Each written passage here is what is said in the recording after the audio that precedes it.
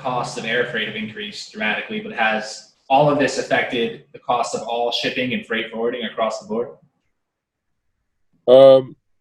It's an interesting question. The rates overall have definitely gone up, but an indirect result of this crisis is that a lot of companies, a lot of logistics companies are in an existential struggle right now. So you see giants like Kuehne Nagel. I mean, it's probably the largest forwarder in the world, is laying off 20,000 people. You have TQL laying off 1,000 people or so, and a lot of freight forwarders that operate on specifically the Trans-Pacific trade lane.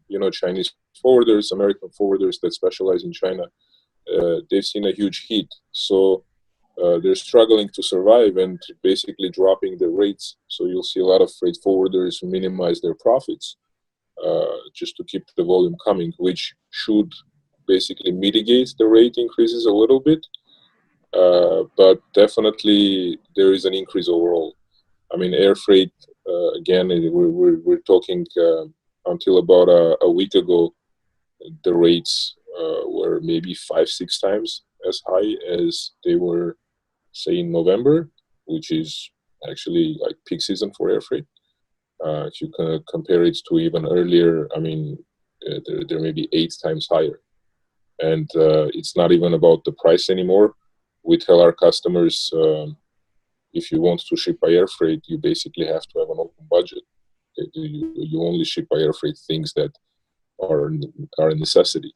Yeah. You absolutely have to have them, and price is not an object.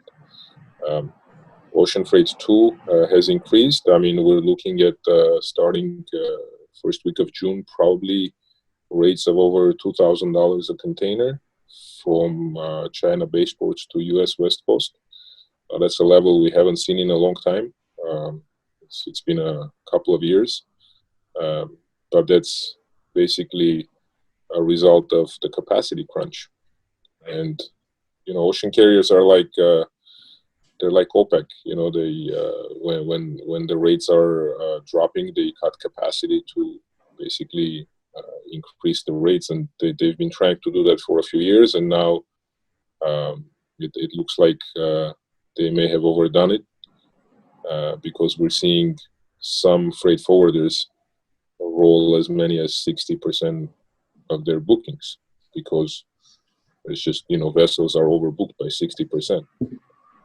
Okay, awesome. All right, thank you again so much, Robert. I really appreciate your insight into this, and I think our audience will as well. It was great speaking with you, and hopefully we can do this again sometime.